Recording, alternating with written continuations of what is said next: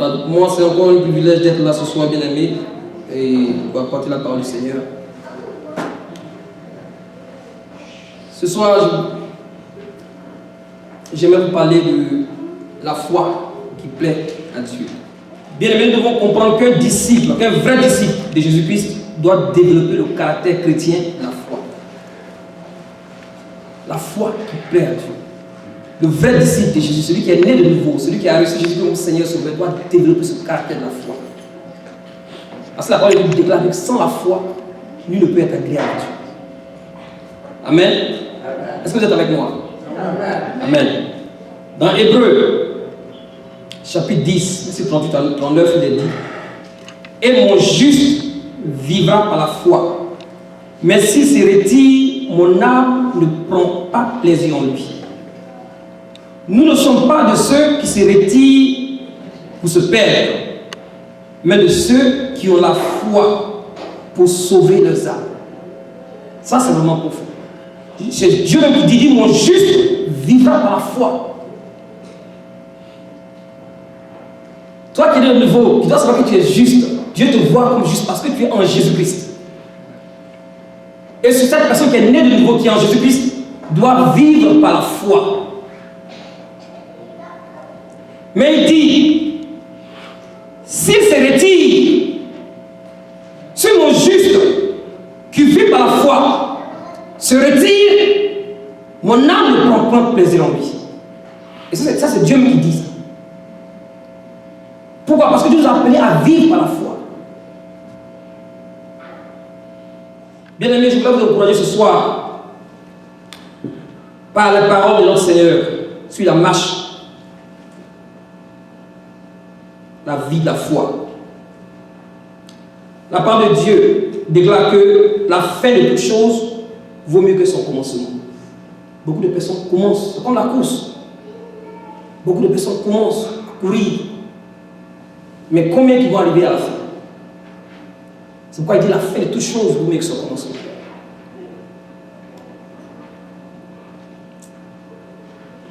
Et nous allons voir ce soir, bien aimés, quelles que soient les difficultés, quelles que soient les persécutions, quelles que soient les attaques, le dimanche dernier, nous avons vu qu'il y aura des renards qui vont venir.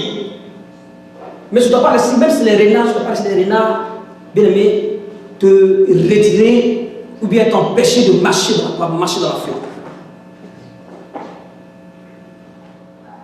Nous devons avoir une foi qui est ferme, une foi qui n'abandonne pas. Nous devons demeurer dans la foi et continuer à demeurer jusqu'à la fin, mes frères. Que notre foi en notre Seigneur Jésus-Christ ne vacille point, quelles que soient les circonstances. Sommes-nous prêts, bien aimés, à prendre Dieu à ses paroles et à faire ce qu'il dit? Sommes-nous prêts à croire en Dieu? Parce que c'est cela la foi. Nous allons voir ce soir quelques exemples des personnes qui ont gardé la foi jusqu'au bout. Pour ceux qui étaient à l'étude biblique, que nous avons tous les étudiés avec le diacre, nous avons parlé de la foi. C'est tellement très important pour celui qui est né de nouveau, celui qui a reçu Jésus comme Seigneur Sauveur. Il doit marcher par la foi. Le contraire de l'apostasie est la foi. L'apostasie, c'est celui qui se retire de la connaissance de l'évangile et de la foi. C'est-à-dire qu'il a bien commencé et il se détourne de la foi. Comme si Jésus n'était rien pour lui. Comme s'il n'avait pas vu ce que Jésus avait fait pour lui à la croix de Golgotha. Dans 1 Timothée 1, verset 18 à 20, il dit: le commandement que je t'adresse, Timothée, mon enfant, selon les prophéties faites précédemment à ton sujet, c'est que d'après elles, tu combats le bon combat en gardant la foi et une bonne conscience.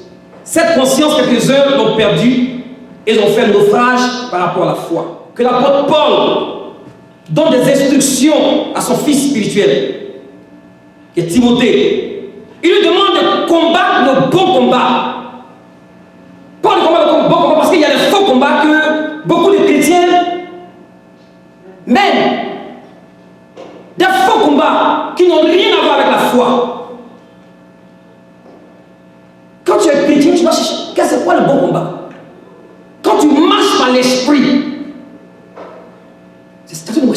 le bon combat. Quand tu obéis à la voix du Seigneur, tu es en train de combattre le bon combat. Quand tu marches dans la chair, tu n'es pas en train de combattre le bon combat. Parce que la chair, c'est animé par le diable, la nature pécheresse. Et le chrétien doit réaliser qu'il doit combattre le bon combat. Le bon combat, non seulement combattre le bon combat, mais en gardant la foi, quelles que soient les circonstances. Combattre le bon combat. Jésus a combattu le bon combat. Et Jésus est notre exemple parfait que nous devons suivre. Combattre le bon combat. En demeurant en prière, en demeurant, bien aimé, dans la méditation de la parole de Dieu. Et il exhorte Timothée de combattre le bon combat. Il dit cette conscience que quelques-uns ont perdue. Là, il est évident que les chrétiens, au lieu de combattre le bon combat, qui combattent le mauvais combat. Et qui perdent la conscience. La conscience ils ont reçu maintenant une mauvaise conscience. Au lieu d'avoir la conscience de Dieu. Mais une bonne conscience. En gardant la foi. 4 fois il est dit de la part de Dieu, mes frères, que mon juste vivra par la foi. Le premier, dans Galates 3, 11, il dit, je vais donner seulement les versets, vous pouvez noter, vous lisez plus tard. 4 fois il est dit dans la parole de Dieu. Dans Galates 3, 11, mon juste vivra par la foi. Dans Romains 1, 17, le juste vivra par la foi. Dans Hébreux 10, 38, on dit, mon juste vivra par la foi. Et dans Habakkuk 2, 4, le juste vivra par la foi. Et quand le Seigneur insiste plusieurs fois dans sa parole, c'est parce que c'est vraiment important pour nous de comprendre qu'il veut que nous puissions vivre par la foi. La marche de la foi est la marche qui fait confiance à Dieu, quelles que soient les circonstances. Si nous voulons plaire à Dieu, la foi est nécessaire, elle n'est pas une option. Elle est nécessaire. Beaucoup de personnes croient que Dieu existe. Les démons aussi croient que Dieu existe, mais la Bible dit qu'ils n'obéissent pas. La Bible dit qu'ils tremblent. Il ne suffit pas seulement de croire que Dieu existe, mais il faut marcher aussi par la foi. Il faut vivre par la foi. La foi, c'est l'obéissance. Nous ne pouvons pas séparer la foi de l'obéissance. C'est impossible. Tu ne peux pas dire, moi j'ai la foi, hein. Tu as la foi en toi, mais tu n'as pas la foi en Dieu. Vous allez dire, où tu mets ta foi? Est-ce que tu mets ta foi en Dieu? Parce que quand tu mets ta foi en Dieu, tu es prêt à lui obéir. Ce qu'il dit là, si le Seigneur dit moi il dit parce que je veux obéir. Quelqu'un qui obéit, quand son papa lui dit non, c'est pas bon. Papa dit ça, c'est pas bon, hein. On ne fait pas ça. Vous voyez? La foi, c'est l'obéissance. Le principe de la foi est le principe de l'obéissance à Dieu. La foi est active, elle n'est pas passive. Que celui qui marche dans la foi, qui veut la foi, il bouge, la foi bouge. Comme la parole de Dieu dit, nous savons tous, on dit que quoi, la foi vient de ce qu'on entend, et ce qu'on entend vient de la parole de Dieu. Et cette parole-là qui crée en nous la foi, et nous agissons par rapport à ce que Dieu a dit. La foi, elle est agissante, elle n'est pas passive. Et si nous voulons être agréables à Dieu, nous devons marcher par la foi, chaque jour. Alors, regardons ensemble dans Hébreux 11. Or, sans la foi, il est impossible de lui être agréable. Car il faut que celui qui s'approche de Dieu croit que Dieu existe et qu'il est le rémunérateur de ceux qui le cherchent.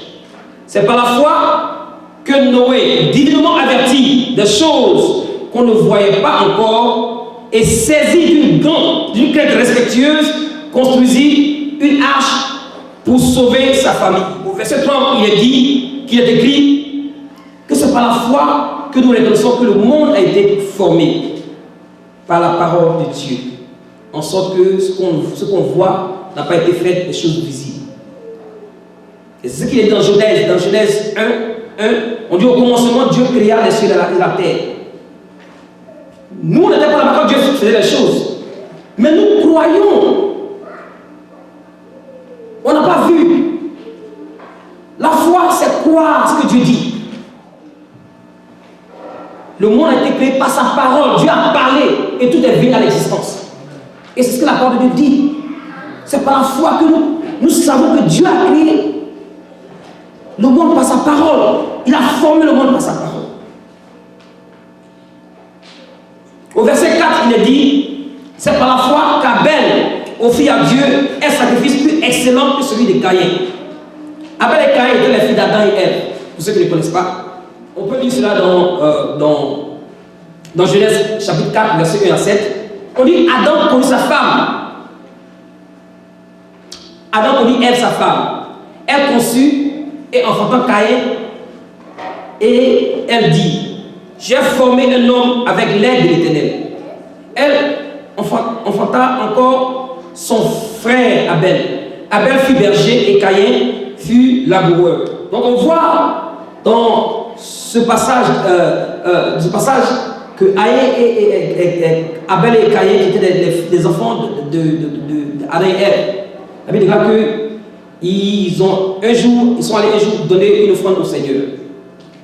Mais la Bible déclare que dans Hébreu, que c'est par la foi qu'Abel a offert un sacrifice plus excellent que celui de Caïn. Pourquoi? Pourquoi? 3 fois il est dit que dans Hébreu 11 que c'est par la foi qu'Abel a offert un sacrifice plus excellent que Caïn. C'est par la foi qu'il fut déclaré juste devant Dieu et en éprouvant ses offrandes. Et c'est par elle qu'il parle encore, quoique mort.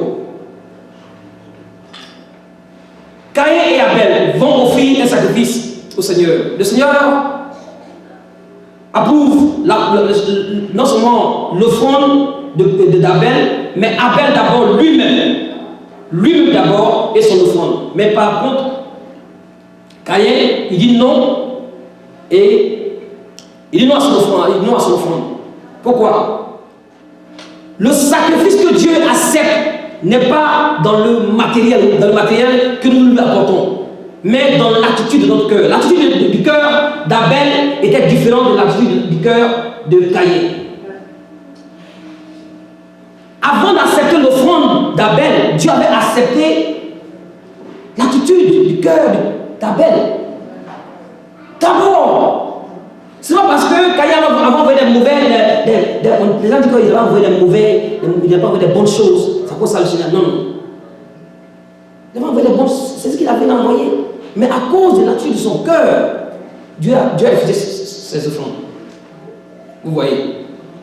Pas parce que Dieu est méchant. Dieu sonde les cœurs. Il connaît l'attitude du cœur d'Abel était différente de l'attitude. L'esprit qui animait Abel était différent de l'esprit qui animait Caïn. La preuve, Dieu a dit à Caïn, pourquoi es-tu irrité? Et pourquoi ton visage est-il abattu? Il dit certainement si tu agis bien. Donc vous voyez, il dit si tu agis bien.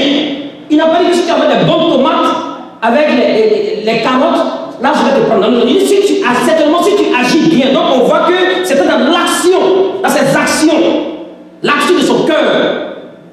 Dieu regardait l'attitude de son cœur.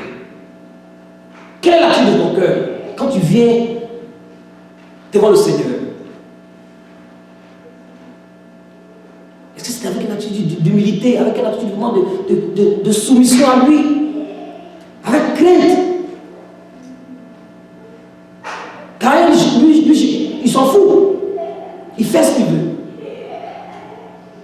Ils sont dans la même famille, ils reçoivent le même enseignement, mais les réactions sont différentes.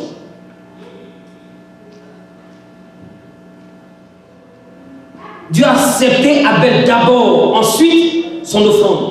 En un mot, l'offrande d'Abel est l'expression de son caractère et de son obéissance à Dieu. La foi, c'est l'obéissance à Dieu. La parole déclare que sans la foi, il est impossible d'être agréable à Dieu.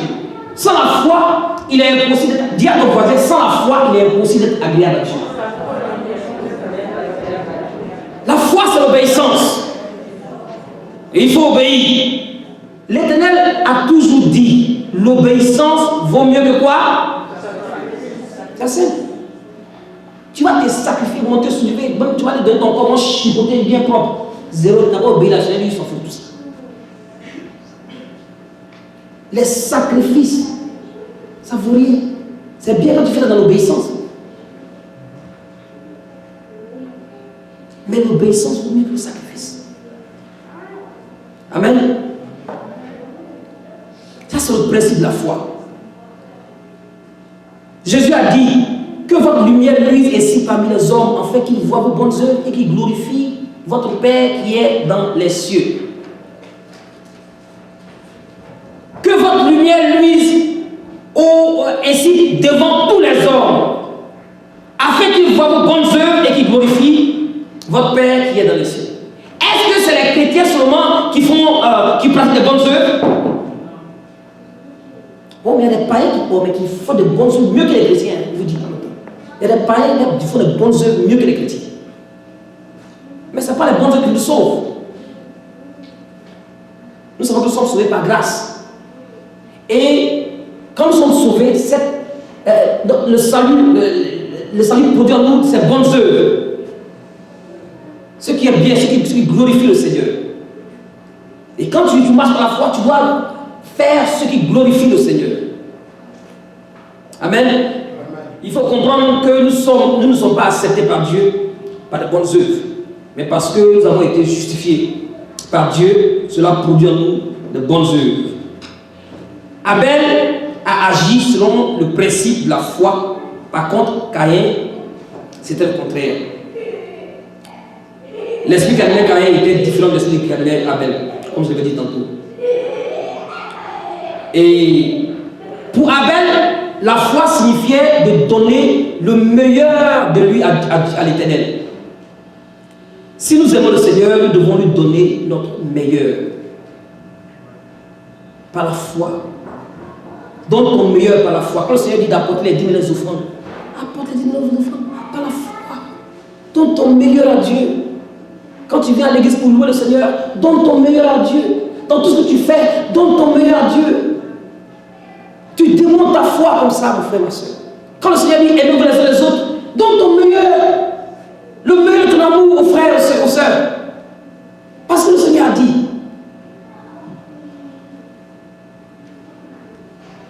Au verset 5, toujours hébreu, il est dit, c'est par la foi qu'Enoch fut enlevé pour qu'il ne vit point la mort et qu'il ne parut plus parce que Dieu l'avait enlevé. Car avant son enlèvement, il avait reçu le témoignage qu'il était agréable à Dieu.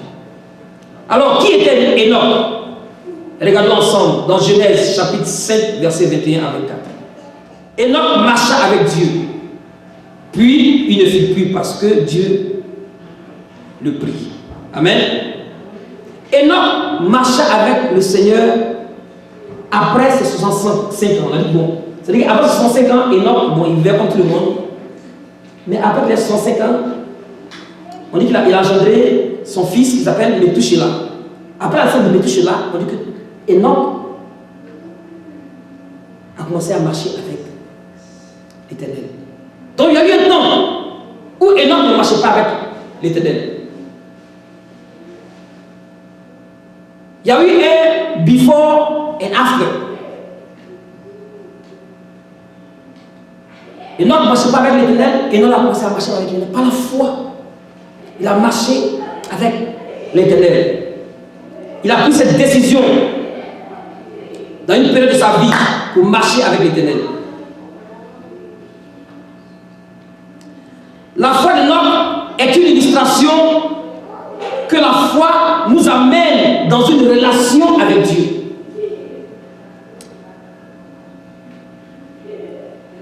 Quand tu dis que tu marches par la foi, tu marches dans une relation avec Dieu, une relation intime avec le Seigneur. vous êtes prêt, tu es prêt à écouter le Seigneur. Il parle, le Seigneur te parle, tu l'écoutes, il te parle et tu l'écoutes. Toi, tu lui parles, il t'écoute, et tu lui parles, il t'écoute. Donc, il y a une relation entre toi et le Seigneur. Enoch avait cette relation avec le Seigneur, commençait à marcher avec Dieu. Pour Abel, la foi signifiait de donner son meilleur à l'Éternel. Mais pour Enoch, la foi signifiait de marcher avec Dieu. C'était la chose qui était vraiment importante pour lui. Est-ce que ta marche avec le Seigneur est vraiment importante pour toi? Est-ce que tu vois cette marche de foi avec le Seigneur? Parce que quand tu marches par la foi, voilà, c'est dans l'obéissance au Seigneur que tu marches. Est-ce que c'est vraiment important pour toi? De telle manière que vraiment tu es toujours prêt à écouter, à prendre le temps, à méditer la parole de Dieu. On dit Enoch marchait avec Dieu. Par la foi, il fut trouvé agréable. Dieu l'a relevé. Enoch était un homme de foi. Enoch était agréable à Dieu. Le genre de foi qui donne son meilleur à Dieu. Le genre de foi qui marche avec Dieu. Le genre de foi qui trouve, c'est le genre de foi qui trouve son origine en Dieu. C'est-à-dire, le genre de foi qui donne son meilleur à Dieu et le genre de foi qui marche avec Dieu. C'est ce genre de foi qui trouve son origine en Dieu. Si ta femme va trouver son origine en Dieu, il sera vraiment difficile pour toi, bien-aimé, de donner ton meilleur à Dieu. Il sera difficile pour toi, mon frère, ma soeur, de marcher avec Dieu. Et c'est ce qu'Abel a fait, c'est ce qu'Enoch aussi également a fait. Parce que leur foi avait trouvé son origine en Dieu. Au verset 7, il est décrit que c'est par la foi que Noé, divinement averti des choses qu'on ne voyait pas encore et saisi d'une crainte respectueuse, construisit une arche pour sauver sa famille. Noé a obéi à la voix du Seigneur. Il a obéi. Et quand Noé avait fini de construire l'arche, au chapitre 7, il est dit, l'Éternel dit à Noé, rentre. Il dit, entre dans l'arche, toi et ta maison, car je t'ai vu juste devant moi, parmi cette génération. Amen. L'Éternel a vu Noé et sa famille juste devant lui. Mais pratiquement Noé. Amen. Donc, nous voyons que Noé, regardons l'attitude de Noé vis-à-vis des gens qui étaient dans la vie avec lui, au temps de Noé. On dit que Noé était saisi d'une crainte respectueuse, crue, et il obéit à la voix de l'Éternel. Noé a prêché pendant 120 ans, bien aimé. Pendant 120 ans, Noé les avertit qu'il allait avoir le déluge. Je me suis assis et commencé à réfléchir. Je me dis, mais pourquoi est-ce que Dieu a attendu même pendant 120 ans? Pourquoi il n'a pas fait ça même en 2 jours? Parce qu'il savait déjà comment ils étaient. Non, mais il a attendu 120 ans. Pourquoi? Parce que le Seigneur use de patience. Si ces hommes-là s'étaient repentis, bien aimé, le Seigneur n'avait pas envoyé le déluge. Mais ils ont refusé de se repentir. Et c'est pourquoi Dieu a dit, Noé, range dans l'arche. C'est Dieu lui-même qui a fermé la porte. Parce que si c'est Noé, les gens disaient, Noé, comment on met? Il dit, non, on mangeait ensemble. Noé avait oublié, ah oui, c'est il m'avait dit une fois. La Bible dit que c'est Dieu lui qui a fermé la porte de l'arche. Et puis, Dieu a envoyé le déluge. Et tous sont morts. Et tous sont morts. Vous voyez, c'est par la foi, Noé a obéi au Seigneur et il a construit l'arche. Pour Noé, la foi signifie qu'il était préoccupé par le salut de sa maison. Ma question ce soir, est-ce que nous sommes préoccupés par le salut des membres de nos familles? Il y a beaucoup de chrétiens, leurs enfants marchent comme ça ne dit rien. Est-ce que nous sommes préoccupés par le salut de nos frères et sœurs qui sont autour de nous, nos cousins avec qui nous vivons? Est-ce que nous sommes préoccupés par le salut? Noé était préoccupé par le salut de sa maison. C'est vrai, il a annoncé la parole, mais il a annoncé aussi la parole aussi à la maison pour que ses enfants puissent comprendre qu'il va y avoir un déluge. Dieu va juger. Sommes-nous préoccupés par le salut de nos enfants? Sommes-nous préoccupés par le salut de nos frères et sœurs? Sommes-nous préoccupés par le salut de nos voisins?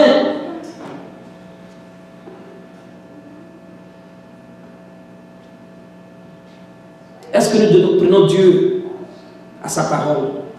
La Bible dit qu'il est réservé pour un homme de mourir une seule fois, après quoi vient le jugement. La mort, elle est inévitable. Et le jugement, elle est certain. Elle est certain. Beaucoup de personnes meurent chaque jour. Et s'ils n'ont pas le Seigneur, bien évidemment, vous savez qu'ils vont en enfer. Sommes-nous préoccupés par le salut des gens qui sont autour de nous? Noé a pris son temps pendant 120 ans pour annoncer la parole de Dieu. Parce qu'il savait qu'il y avait un jugement. Comme pour le temps de Noé. Jésus va revenir aussi. Jésus va revenir. Regardons ensemble ce que le Seigneur Jésus-Christ a dit dans Matthieu 24, verset 36 à 39. Car dans les jours qui précédaient le déluge, les hommes mangeaient et buvaient, se mariaient et mariaient leurs enfants, jusqu'au jour où Noé entra dans l'arche, et il ne se doutait de rien, jusqu'à ce que le déluge vint et les emporta tous. Il en sera de même à l'avènement du Fils de l'homme. Amen. Moi, je l'ai dit maintenant. On dit les gars mangeaient, ils buvaient. Mais il y a quoi? Qu'est-ce qu'il y a beau dans le fait de manger? Il y a rien à dans le fait de manger et puis boire, et puis se marier, son fils.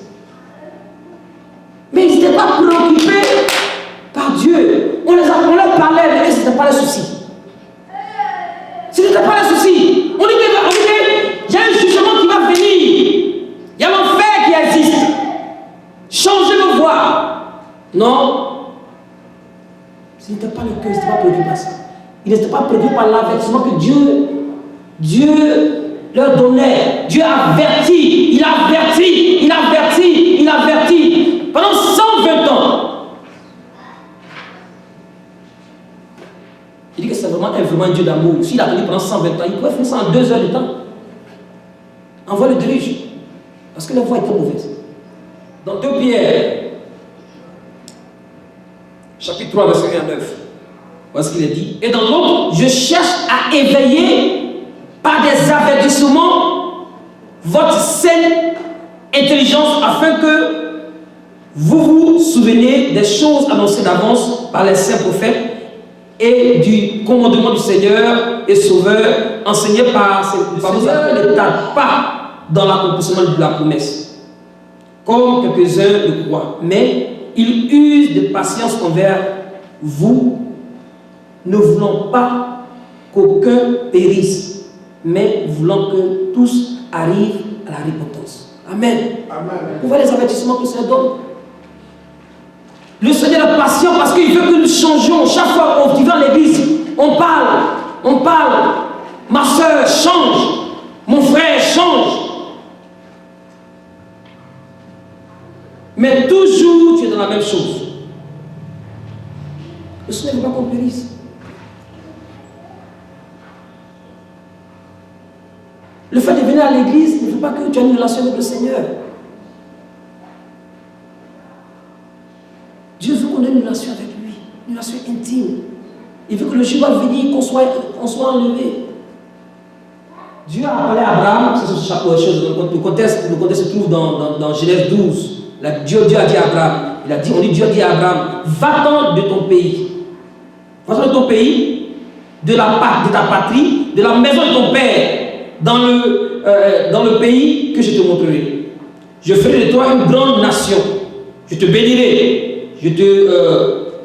Je rendrai ton nom grand.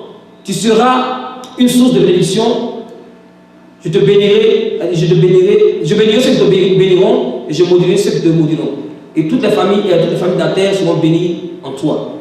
Abraham partit, comme l'Éternel lui avait dit, et Lot partit avec lui.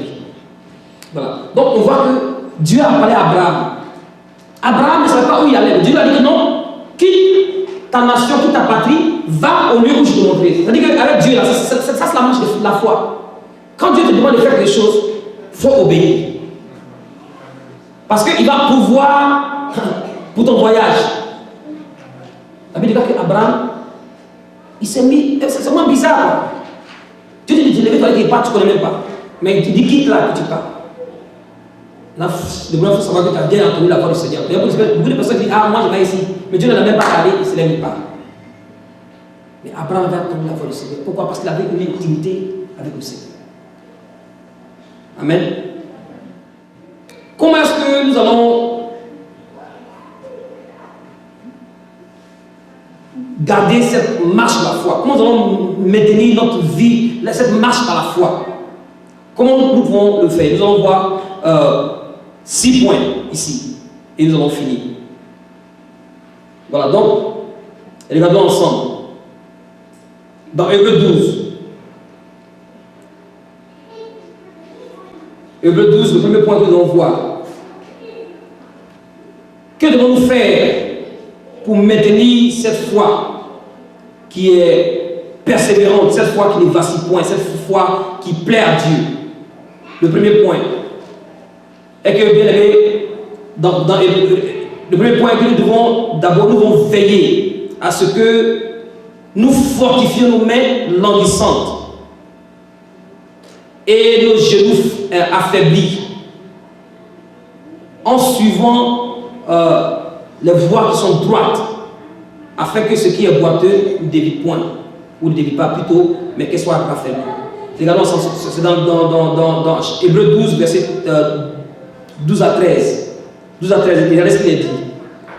Hébreux 12, 12 à 13 dit: fortifiez donc vos mains languissantes et vos genoux affaiblis, et suivez avec vos pieds des voies droites, afin que ce qui est boiteux ne dévie pas, mais plutôt se raffermisse. Nous ne devons pas suivre les voies tortueuses, mais droites, selon la vérité de la parole de Dieu, afin que notre cœur soit affermi dans la voie du Seigneur. Donc, pour que notre foi soit affermie, pour que nous puissions toujours marcher dans la foi qui est agréable à Dieu, nous devons éviter les voies tortueuses, les voies qui ne glorifient pas le Seigneur. Ça, c'est le premier point. Le deuxième point, que devons-nous faire?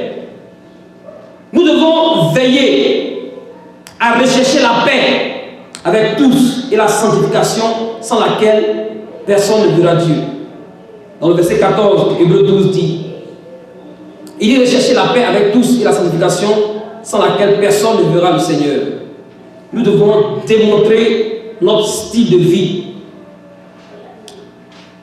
par le caractère chrétien qui honore le Seigneur en cherchant la paix et une vie de sanctification, afin que les non-croyants qui ne connaissent pas le Seigneur, quand ils nous voient notre manière de vivre, ils voient notre manière de nous comporter, ils sont aussi attirés aussi par notre attitude vers le Seigneur. Le troisième point que nous devons faire, nous devons, bien aimés, veiller à ce que nul ne se prive de la grâce de Dieu,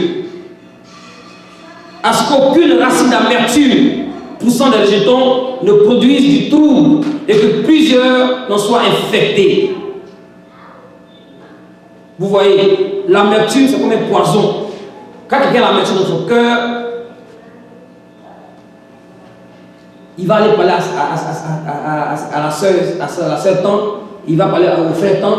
Après, maintenant, les gens, elle aussi, elle en parle à une personne et tout le monde maintenant est empoisonné. Parce que la sœur a gardé des choses, ou le frère a gardé des choses dans son cœur. Nous devons veiller à ce que nul ne se prive de la grâce de Dieu. La grâce de Dieu est là. Et c'est cette grâce qui te permet de vivre. Tu respires, tu marches. Tu vas au travail. Et surtout avec tes frères et sœurs, il y a des situations, il ne faut pas te priver de la grâce de Dieu en gardant des choses dans ton cœur, des amertumes. Parce que quand tu vas avoir de l'amertume dans ton cœur, tu vas chercher à quitter la communion. et aller à cause de ta amertume. Aller là où on ne sait pas où aller.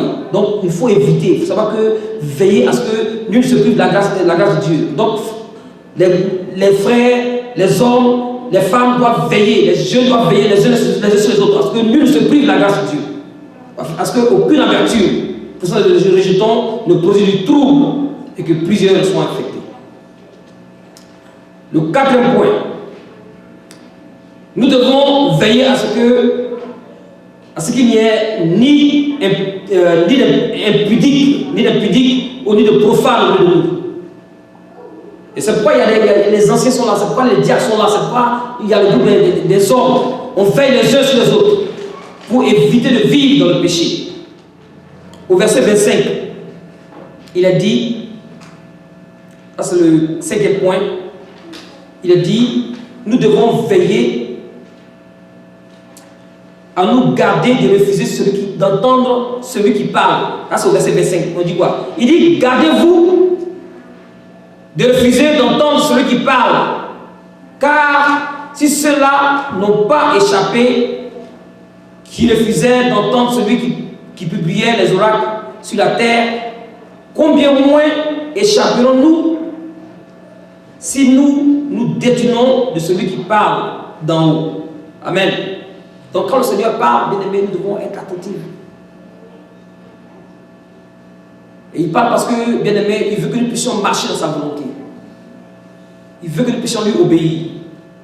Le sixième point, nous devons veiller à être reconnaissants à Dieu en lui rendant un culte qui lui soit agréable.